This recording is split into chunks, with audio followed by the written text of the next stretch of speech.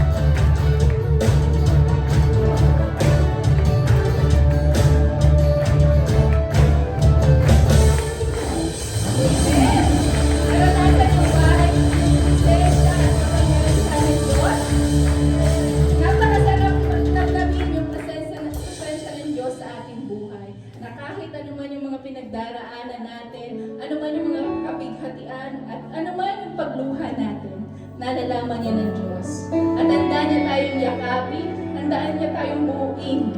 Dahil ang pag-ibig ng Diyos ay hindi nagmamahal, hindi nagbabago. Basta panghawakan lang natin ang kanyang mga pangako. At sa mga oras na ito, patuloy tayo na itaas ang pangalan niya. Kaya natin maging malaya. Malaya mula sa mga sakit. Hindi lang sakit ng katawan, sakit ng puso. Suko natin yan kay Lord. And God will heal you and give you a new heart, new strength. Kaya patuloy tayo umawi, patuloy tayo magpuri. Ipahayag natin ang ating pagsuko. Ipahayag natin ang ating pagpuri at salamat para lamang sa Kanya.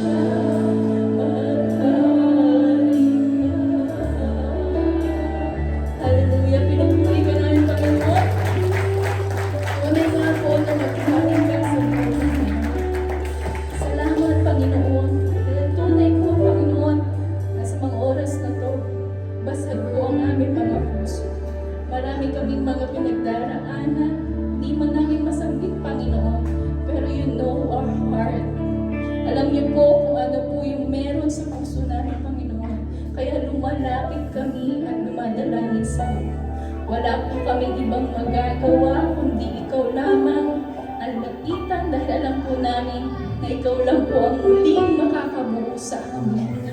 Salamat Lord dahil meron kaming opportunity, meron kaming privilege na umawit, sumigaw, pumalakpak at magpuri sa iyo. Kulang Lord ang bawat salitang salamat, ang bawat papuri na kaya naming banggitin. Katumbas ng iyong walang maliw na pag-ibig na binigay at pinaramdam mo po sa amin. Lord, humingi kami ng kapatawaran sa bawat pagkukulang at pagkakamali namin. Durugin mo, Panginoon, yung mga bagay na hindi nararapat sa aming puso. At muli mo po kami sa magbigyan na isang pusong tapat, isang pusong dalisay, na ikaw lamang ang itataas, ikaw lamang ang pararangalan, ikaw lamang ang pupurihin. Dahil tunay Ama na wala kami ibang mapanghahawakan, kundi ang iyong mga salita, ang iyong mga pangako. Salamat Lord, dahil malaya kami umaawit sa iyo. Malaya kami nakapagtataas ng kamay at nakakapagpasalamat sa iyo. Salamat Lord sa buhay, higit sa lahat sa kaligtasan na meron kami. Ikaw lang ang aming itataas. Ikaw po Panginoon ang kumilos sa buhay namin. Mangusap kayo sa puso ng bawat isa sa amin. At minsan pa, itataas namin ang aming mga kamay. Itataas namin ang aming puso para ikaw ay pasalamatan. Salamat Lord sa iyong kahabagan sa amin. Salamat sa iyong dakilang pag-ibig. Minsan pa, awitin natin, itaas natin ang ating mga kamay. Isuko natin yung pusong basag na meron tayo. At hayaan natin ang Panginoon ang bumuo nito para sa atin. Hayaan natin siya yung kumilos, siya yung mangusap, siya yung bumuo sa'yo. Dahil ang Diyos na ating sinasamba ay siyang Diyos na buhay, na nangungusap sa'yo, minamahal ka at tinatanggap.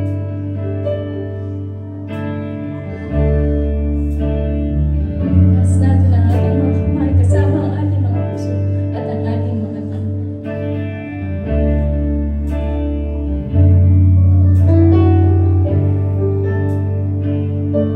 Tataas ang aking mga kamay sa Diyos na mahabagin sa akin ang tunay. O ang alay ko ay pusong basag, nagpapakumbaba sa iyong presensya. Tataas ang aking mga kamay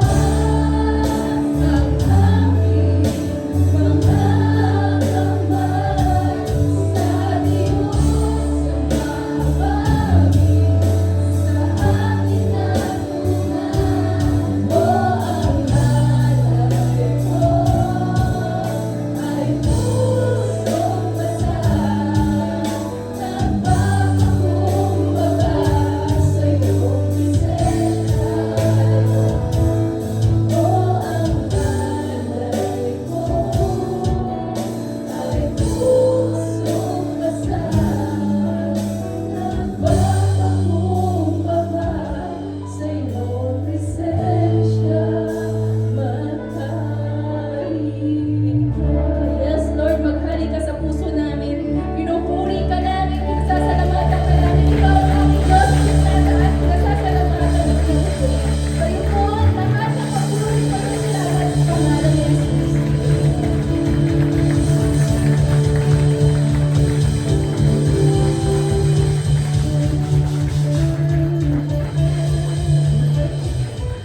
Maaari na po tayo magsimula.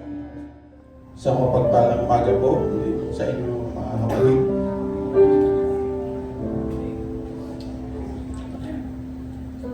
Muli po tayo ay dadako sa ating gawain na pag-alala natin sa pag-ibig ng Diyos sa atin.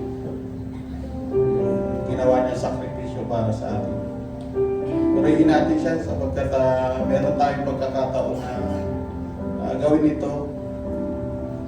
Kaya hinihiling ko po ang bawat isa na bago tayo tumanggap sa mga simbolo, tayo po'y lumapit sa Kanya sa pamamagitan ng isang panalangin. Ang maraming Diyos na nasa langit, Diyos ka at makapangyarihan sa lahat, Panginoon. Muli po, Panginoon, kami nagpapasalamat sa umagang ito na kami po ay binigyan nyo ng lakas, binigyan nyo kami ng panibagong umaga, panibagong buhay, Panginoon. Salamat po, Panginoon, sa pagkakataon na ito na muli kami ay makikibahagi, Panginoon. Aalalahanin po namin, Panginoon, na yung ginawa mong sakripisyo para sa amin, Panginoon. Binigyan nyo kami ng kaligtasan, binigyan nyo kami ng kapatawaran, Panginoon. Kaya, Lord, sa pagtanggap namin na ito, nasisiyasat namin ang aming mga sarili, Panginoon. Alam po namin na nagagawa kami na labag sa inyong kalooban, Panginoon. Nakagawa kami ng kasalanan. Kaya, Panginoon, humingi kami ng tawad, Panginoon. Patawarin niyo kami, Lord, sa aming mga pagkukulang sa inyo, Panginoon. At sa pagtanggap na ito po, Panginoon, ay maging isang pagpapala para sa bawat isa sa amin, Panginoon. Kaya, ang lahat ng ito, Panginoon, sa inyo po namin binabalik. Ang walang hanggang papulit pasasalamat sa pangalan ng Panginoon Jesus. Amen. Sabi po sa 1 Corinthians chapter 11 verse 23 hanggang sa mga sumusunod.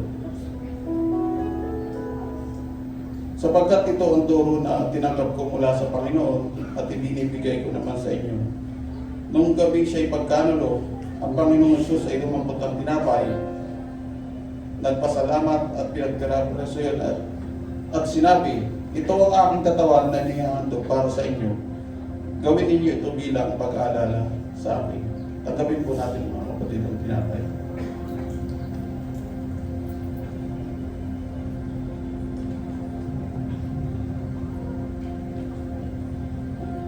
Matapos maghapunan, lumampot din siya ng kopa at sinabi, ang kopang ito, ang bagong tipan na pinagtitibay ng aking dugo. Tuwing iinumin ninyo ito, gawin ninyo ito bilang pag-aalala sa akin. Tanggapin po natin.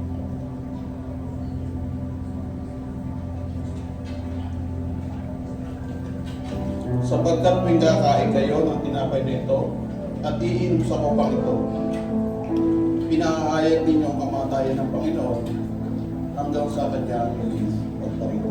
Palayan po ang pagkabasa ng kanyang mga salita. Ayan po, good morning po sa ating lahat. Parang malungkot po na kayo dahil nabago na po yung nilagyan ng ating mga ties. Color po to, kaya dapat po magandang color din po ilagay natin para sa Lord na po. Amen? Parang malungkot talaga kayo eh. Ayan po, salamat po sa Diyos at tayo po ay muli po na kita-kita sa umaga ito. Parang puri at mapasalamat sa ating Lord. No? Salamat po, Panginoon, sa biyaya. Pala po. Kami po ay muling sama-sama sa umaga ito. Ayan po, basahin ko muna po ang nakasulat sa banal na kasulatan. Makikita po natin sa Kawikaan, chapter 3, verse 9 to 10. Parangalan mo ang Panginoon sa pamamagitan ng iyong mga kayamanan. At mula sa iyong pinakamainam na ani, sa iyong handugan. Sa gayon, kamali mo ay lagi ng aapaw, sisita ng inumin ay hindi na matutuyuan. Amen. Ayan po, kamusta po kayo mga kapatid? Parang alulungkot po natin eh, no? Parang hindi po maganda tayo ng ating mga gising ngayong umaga. Patigyan niyo nga po yung ating mga kapatid. Okay ka ba, kapatid? Ayun po, ano po. Ang mensahe po ng talatang aking binasa ay hindi matatawaran. Sapagkat lahat po na nakasulat ay angkop at katapatan. Tunay nga po na hindi lahat ay pinagkalooban ng kayamanan sa mundo ito, makagaya ng iba. Pero tayo po na narito na mayroong kayamanan, hindi maaabot ng iba dahil ang tunay natin kayamanan ay ating Diyos Ama. Amen? wala man po tayo malaking halaga na niyahandog sa Panginoon, ay hindi ibig sabihin na hindi na po tayo pupuri at papasalamat sa Kanya na po. Meron tayong mga biyaya ng galing sa Panginoon. Kaya dapat natin ihandog sa Kanya, Lord, sa Kanya, upang tayo po ay magpalain sa araw-araw natin po. Kaya dapat po natin ihandog para meron tayo sa ating mga biyayang pagpapala. Pag ano po ito pang ang biyaya natin matatanggap kapag po tayo ay naghahandog sa Panginoon? Malulugod po ang Panginoon dahil kapag po tayo ay natuto maghandog sa Panginoon, ang ating mga kamalig ay laging aapaw at ang ating sisindan ng tubig ay hindi mauubusan. Hindi matutuyuan. Amen? Na tayo po ay manalangin. Lord God, muli po kami napupuri at napapasalamat sa iyo sa oras na ito. Sa lahat ng mga kabutihan mo, salamat po sa araw-araw ng biyaya at pagpapala na pinagkakaroon mo sa aming mga pamilya, Lord. Tunay po na may kagalakan sa aming mga puso, tuwing kami ay naghahandog sa iyo. Nawa, Lord, ay mabigyan ka rin namin ng kasiyahan sa pagsamang ito. Patuloy mo po nagdagan ang aming mga papapala, Lord God. Po kami patuloy na bigay at magkalaw sa iyo sa iyo sa araw-araw namin mabuhay, Lord. Salamat po, Ama. Salamat sa mga biyaya tulad po ng ganitong pagsasama ng Lord. Yan po ang mamuna sa aming mga inisip at kagaypan, Lord. Muli po, salamat sa aming mga pinagpagura sa loob ng isang linggo. Patuloy mo po nagdagan ang aming mga kalooban, ang aming mga kalakasan at ang aming mga pagkakaroon matuloy mo ng pupuri at magpasalamat sa mga kabutihan. Ito po ang aming sabot na lagi sa mga tapisapahan ng iyong anak si Jesus. Amen.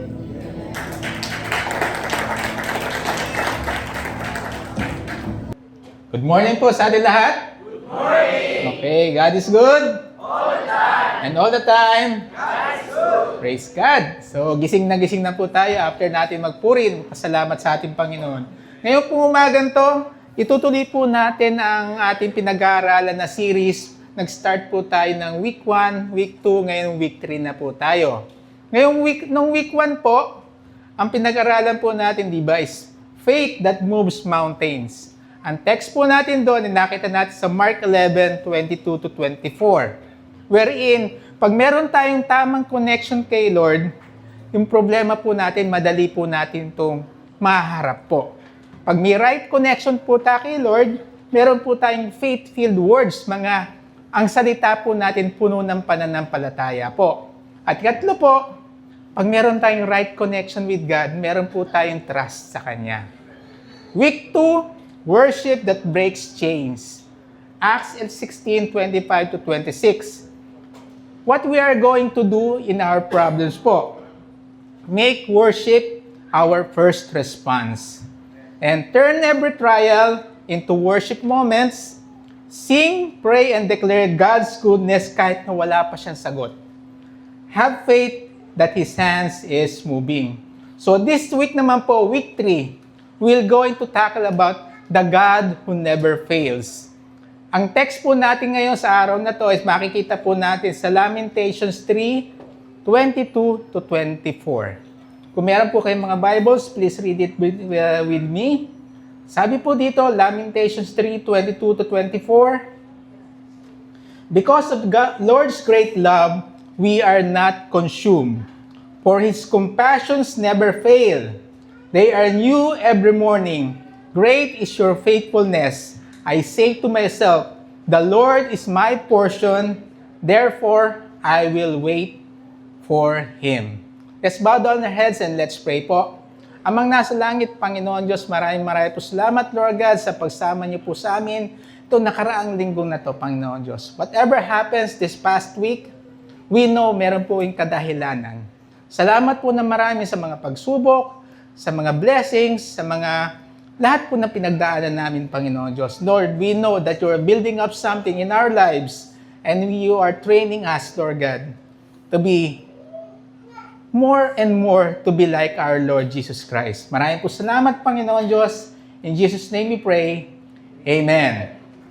So, a little backgrounder regarding po dito sa teksto natin sa Lamentations. Ang ganda ng pagkakasabi po, di ba? Because of the Lord's great love, we are not consumed. Pero kung titingnan natin yung teksto niya, yung background niya, habang sinusulot ni Jeremiah ito po ay sinulat sa panahon na matinding pagkawasak po ng Jerusalem. The city was destroyed. Talagang durug na durug po ang Jerusalem ng time na to. Ang temple, durug po. Ang people na-exile po sa Babylon. Everything that gave them security seems to collapse. As in, walang-wala po sila. Kung titingnan niyo po sa ibang commentary, halos mag-cannibalize sila ng mga kababayan nila para makakain lamang. Sa madaling salita po, the nation experienced total destruction po. Sabi nga dito, in the midst of this chaos, si Jeremiah po ang nagsulat ng Lamentations, nakita niya, he saw everything with his own eyes po. Wasak ang lungsod. Nakita niya ang kawalan ng pagkain ng mga tao, yung gutom, yung uhaw, as in walang-wala. They saw them hopeless. Kaya kung titingnan po natin, humanly speaking, everything looked like failure. As in wala. Pero sa gitna po ng pinakamadalim na bahagi ng aklat po, may lumitaw na declaration of hope. Sabi po dito, the steadfast love of our Lord never ceases. His mercies come to an end. Never come to an end. Sa gitna ng pagkawasak, sabi ni Jeremiah, God has not failed. Pero kung titingnan nyo sa paningin po ng tao, talagang totally durug po ang Jerusalem. Pero nakita ni Jeremiah iba. He sees beyond the physical po. Tandaan natin po, sa buhay po natin, ang sitwasyon maaari bumagsak po. Ang plano, maaring masira po. Maaari rin tayo mabigo. Pero ito po ang tandaan natin mga kapatid. Ang Diyos kailanman ay hindi po nabibigo. Di po ba napakagandang pangako po nun? Kahit anong pang problema ang pinagdaraanan natin, kahit yung walang-wala na po tayo, as in sagad-sagad na po tayo, hindi pa rin po mabibigo ang ating Panginoon. Ngayong umaga po ito, tingnan natin isang katanungan po na sasagutin po natin. Sabi po dito is, why can we confidently trust that God never fails even when everything around us seems to fall apart? Tayo po kasing mga tao, limitado tayo sa ating physical na nakikita po. Which is normal naman po yun. Pag meron tayong problema, syempre, pag walang laman yung pitaka po natin, nararatel na tayo. Pag yung katapusan ng buwan, bayaran na. Pag nagkakaproblema sa opisina, hindi maganda ang benta, o kaya naman pag empleyado ka, napapagalitan ka, marami kang maling ginawa, parang nakakaratel na po. Pero kung titingnan po natin ang pangako ni Lord, ang Diyos kailanman hindi po nabibigo. 4 things that we are going to discuss this morning po. 4 things that we should all remember po. Unang-una, number 1, God's love never runs out. Sabi niyan, because of the Lord's great love, we are not consumed. Hindi tayo nauubos, hindi tayo nauupos. Ang unang dahilan po, kung bakit tayo ay nawawasak ay dahil sa pag-ibig ng Diyos na hindi naglalaho. Hindi po tayo nawawasak dahil ang pag-ibig po ng Diyos ay hindi po naglalaho, hindi po nawawala. Pasinin po natin na sinabi sa verse, hindi po sinabing because you are strong or because you are righteous. That's why you are not consumed. Sa halip, ang sinabi po ay because of the Lord's great love. Hindi sa atin, hindi sa kayamanan natin, kundi sa pag-ibig po ng Panginoon. Yun po yung panghawakan po natin. Maaring tayo walang-wala, maaring as in totally sagad na po tayo. Pero kung may Kristo po tayo sa buhay po natin, hindi po tayo basta bibigay po. Kumapit lang po tayo sa Kanya. Amen po ba? Amen. Lahat naman tayo hindi exempted sa problema. Normal yan, habang tayo narito sa broken na mundo, sooner or later harap tayo sa halos gamundong problema na hindi natin alam ang pwede natin gawin. Pero dahil sa pagmamahal po ng Diyos, hindi po tayo mauubos po. Sabi nga po dito ang pag-ibig ng Diyos ay hindi nauubos, hindi naglalaho, at hindi nagbabago. Pansinin po nyo tayo mga tao, normal na sa atin magmahal, pero ang problema sa atin, madalas conditional po yung pagmamahal po natin. Example, mahal ka pag okay ka. Pag okay lahat. Mahal ka kapag may pakinabang sa'yo. Mahal ka kapag wala kang pagkakamali. Pero once na nagkaroon ka ng konting error, iiwan ka na. Pero hindi po kay Lord Ang pag-ibig kasi ng Diyos is steadfast love. Pag sinabi mong steadfast love, matibay, matatag na pagmamahal po. Ang steadfast love po ay tinatawag ding covenantal love. Meaning may covenant po.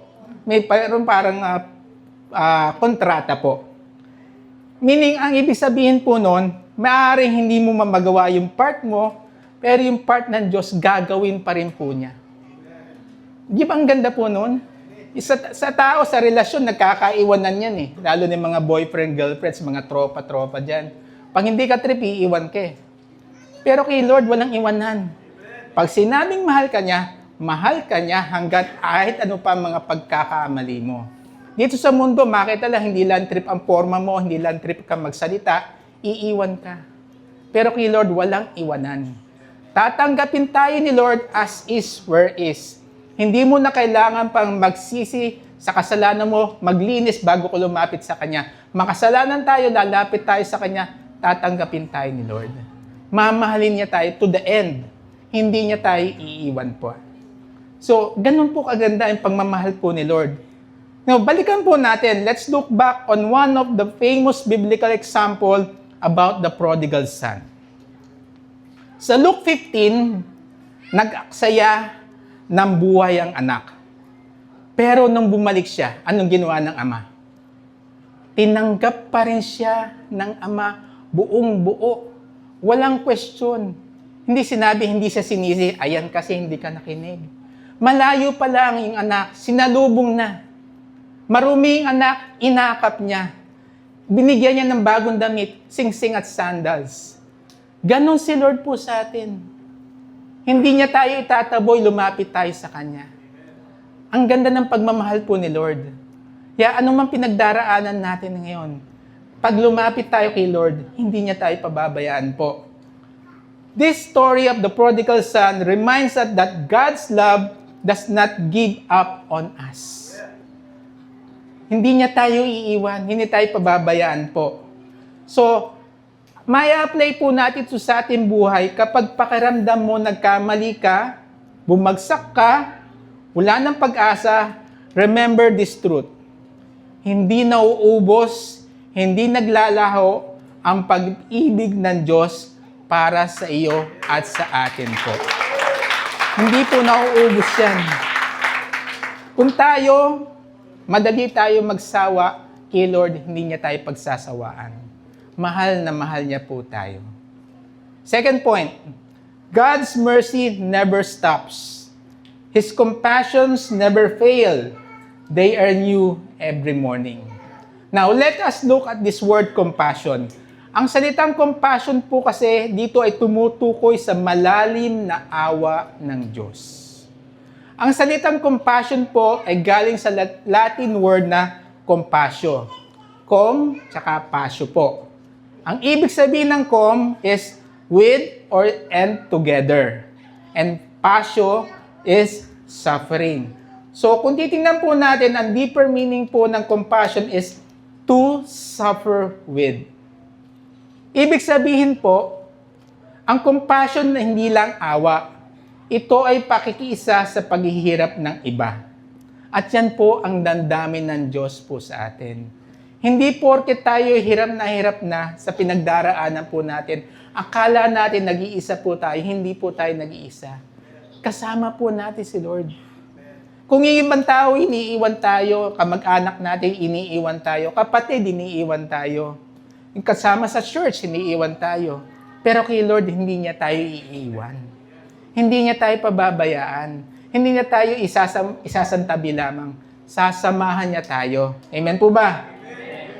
Now, one thing you should remember, ang awa po ng Diyos ay hindi limitado kahapon, o sa nagdaan na panahon po.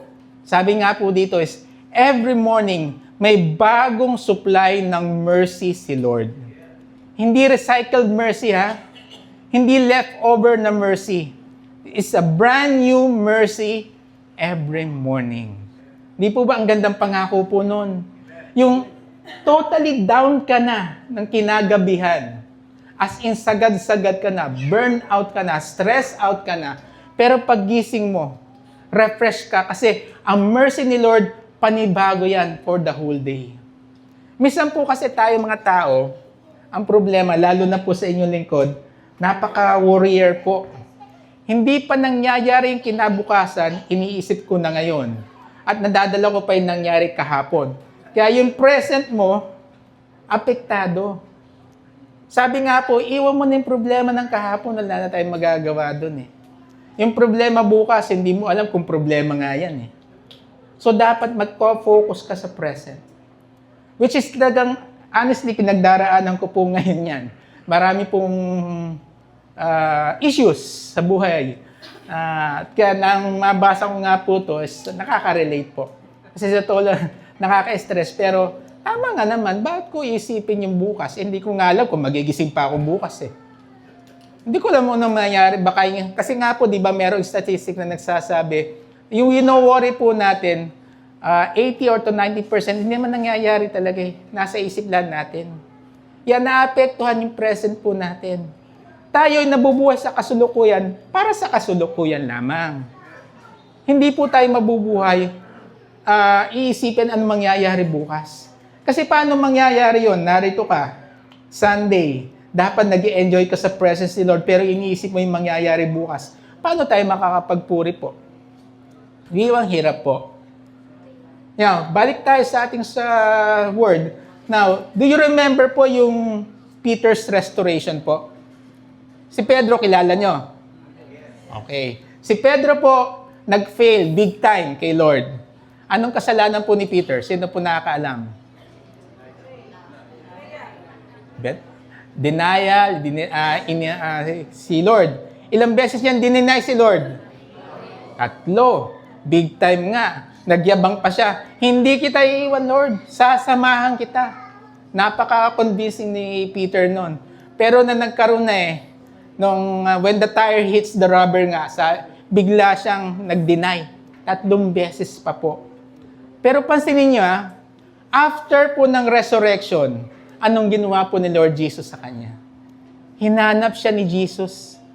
Hindi para, yabang-yabang mo Sabi mo, sasamahan mo ko, pero iniwan mo ko. Hindi, hinanap siya ni Lord. Tapos tinanong nga siya ni Lord do you love me, Peter? Ang sagot niya, yes, Lord, you know that I love you. Then sabi ni Lord sa kanya, feed my sheep. Nasa John 21 po yan. Napansin nyo, hindi siya itinapon, hindi siya itinaboy o tinatwa ni Lord. Instead, anong ginawa niya? Ibinalik po siya sa ministry. Hindi, ang tawag po dyan is mercy. As a personal testimony po, nung nasa ibang bansa po ako, nagkasala rin po ako big time. Alam po yan ng asawa ko. Na-involve po ako sa maling relasyon. Nagsiservice na po ako, nagsiserve na po ako sa church. Pero nang bumalik po ako ng himasmasan ang inyong lingkod, nang bumalik po sa church, doon sa ministry head ko tsaka sa head pastor namin, hindi ako nakarinig ng condemnation. Hindi ako pinagtabuyan. Hindi ka bagay dito, makasalanan ka, lumayas ka. Hindi po. Nung bumalik po ako, tinanggap po ako open arms. Kasi yun po yung mercy. Ina-apply po nila yung mercy na nakita nila, natutunan nila kay Lord. Yun po yung personal experience ko na kung ako nakaranas na ganon, babalik at babalik po kay Lord, tatanggapin po kayo. Hindi po kayo kukutsain or itataboy po ni Lord. Aakapin po tayo. At through that experience po, ito po, sa awa ng Diyos, narito po ako nakapag-share pa po ng salita ni Lord. Glory to God po. Kahit na anong dumi, kahit na anong lalim ng kasalanan mo, bumalik lang tayo kay Lord. Tatanggapin niya po tayo. Amen? Amen. So, yung mercy ni God is like the sun po. Parang araw. It rises every morning whether we deserve it or not. Sabi nga po, God's mercy rises every day, ever or our lives whether we deserve it or not. Ang araw, tataas at tataas yan. Lalabas at lalabas yan. Makasalanan ka man o hindi. Ganon po yung mercy ni Lord. Ano man pinagdaraanan mo, ano man kasalanan mo, ano man pagkakamali mo, nadyan pa rin si Lord para sa iyo.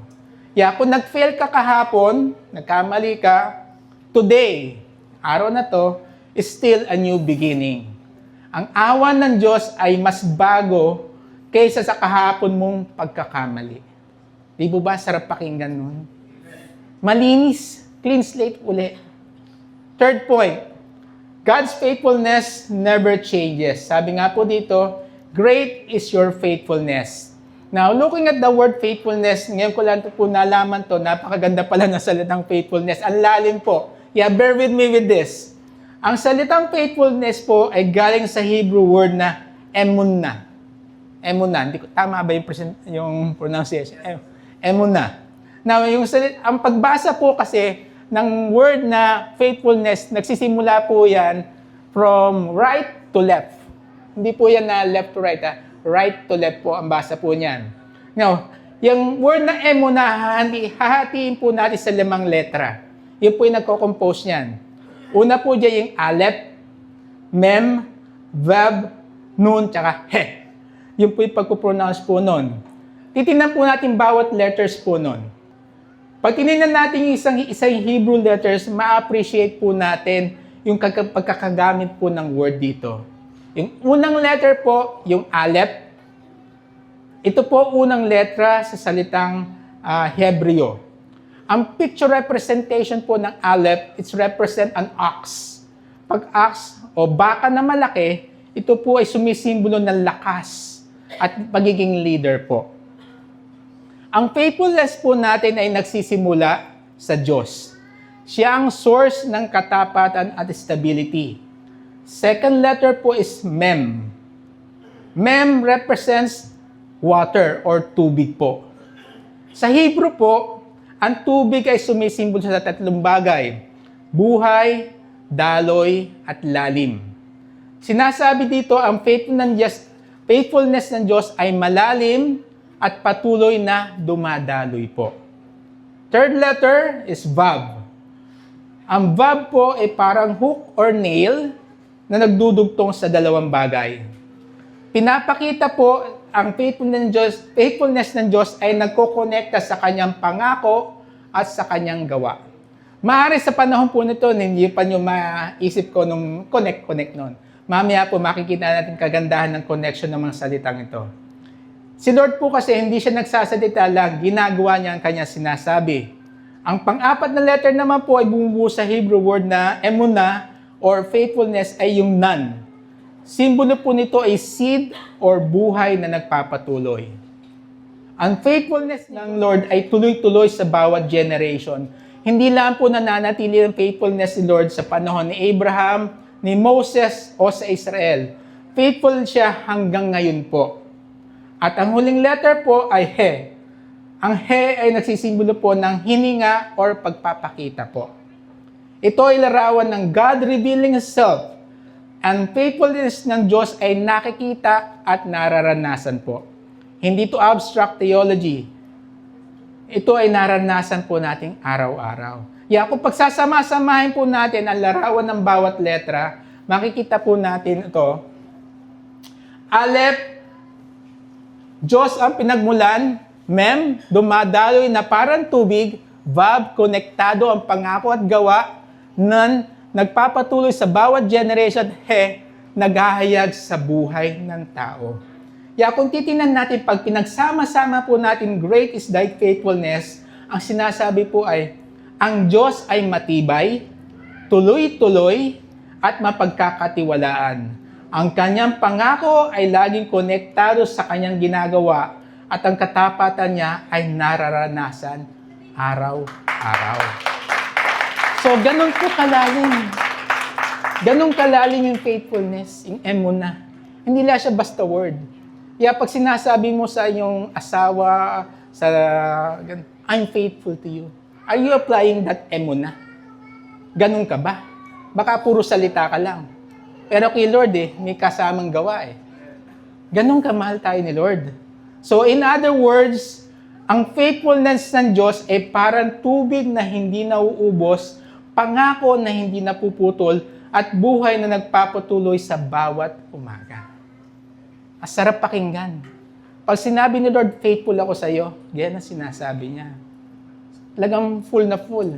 Hindi lang salita, may kasamang gawa. At kagandahan po si Lord, siya ay consistent, dependable, unchanging, at hindi pabago-bago. Hindi natin katulad si Lord, tandaan po natin na tayo nagbabago. Ang economy, nagbabago. Ang health natin, ngayon masigla tayo, bukas hindi tayo masigla. Pero ang Diyos, hindi po nagbabago. Amen? Alalahanin po niyo yung pangako niya kay Abraham. Di ba pinangakuan ni Abraham si Lord na magkakaanak siya? Pero, do you know how long it took para magkaroon ng anak si Abraham? Yung sariling anak niya? Any idea po?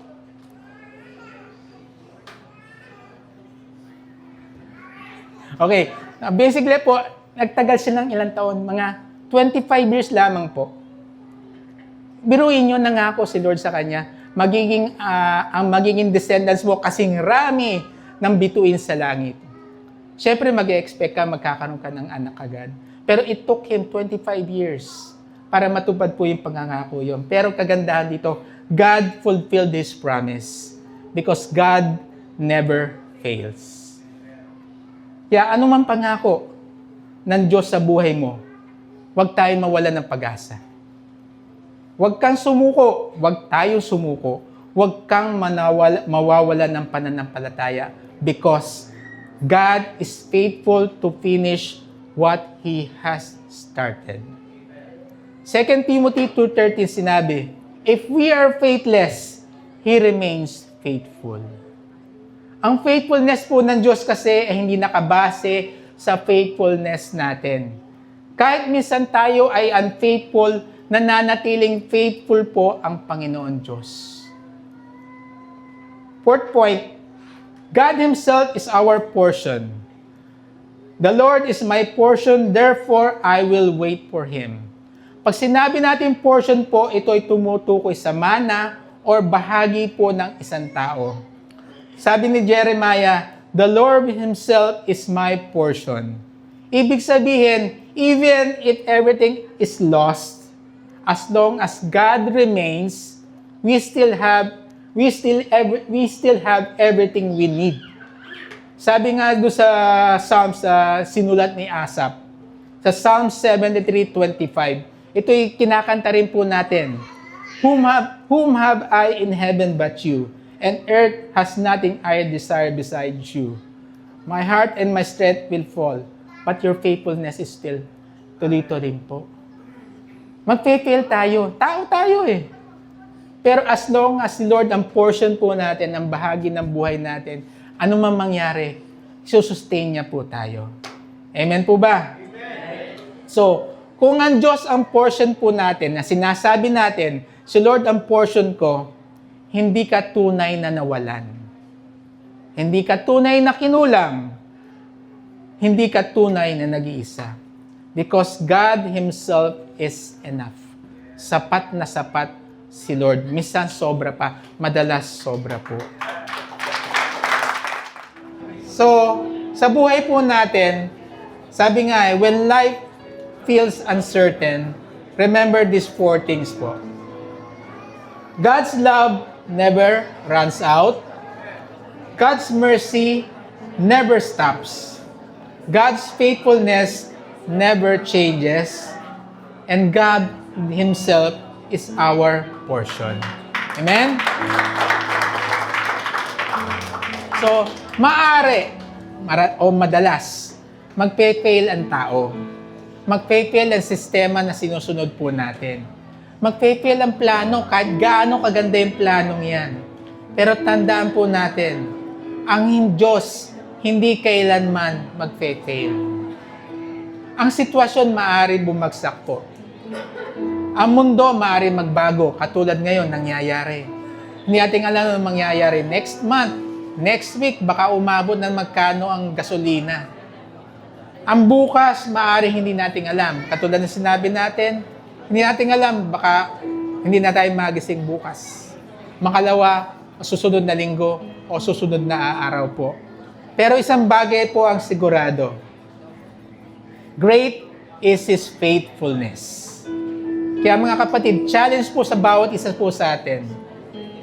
Kung meron tayong pinagdadaanan ngayon, maaaring broken dreams po yan, unanswered prayer, heavy burdens, remember this po.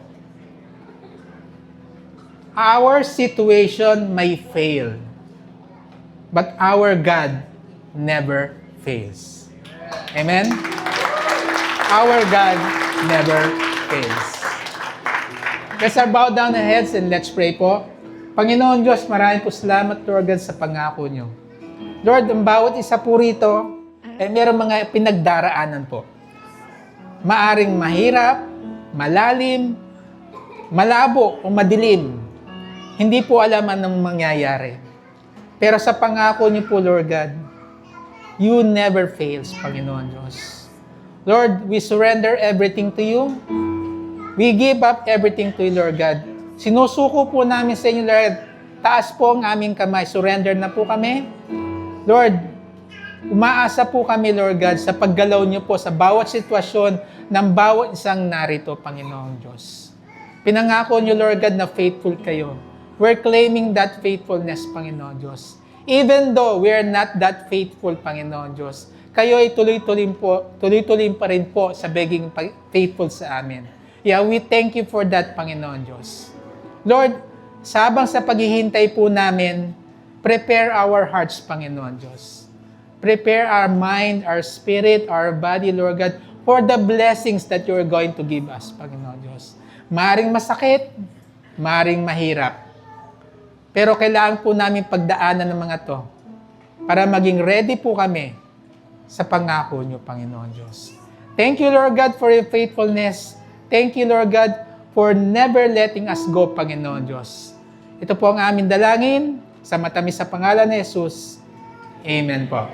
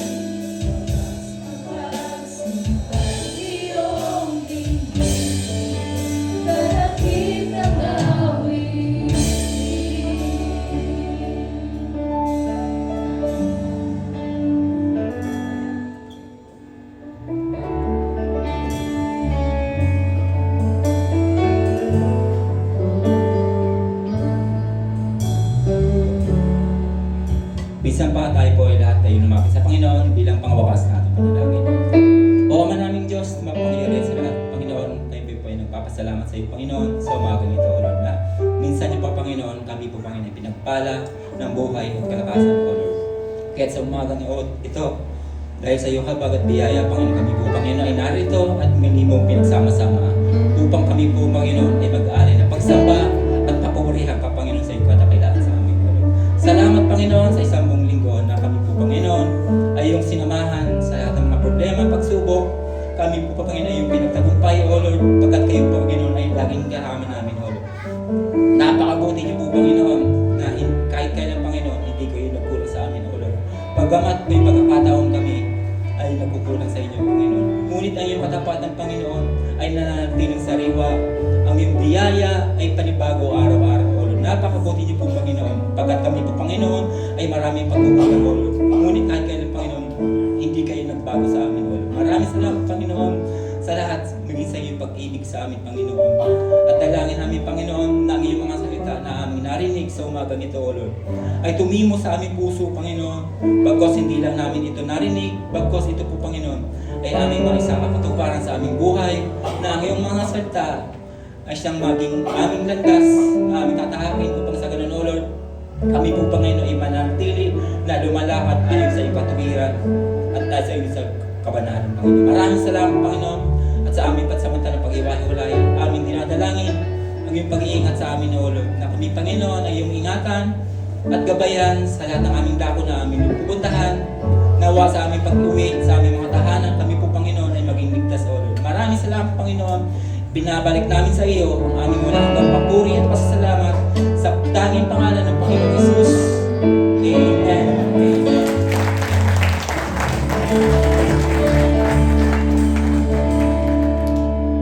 Puspusin nawa kayo ng Diyos na siyang bukal ng pag-asa at nawa ay pagkalooban niya kayo ng kagalakan at kapayapaan sa pamamagitan ng inyong pananampalataya upang magumapaw ang inyong pag-asa sa pamamagitan ng kapangyarihan ng Espiritu Santo. Sumainyo nawa ang Diyos na pinagmumulan ng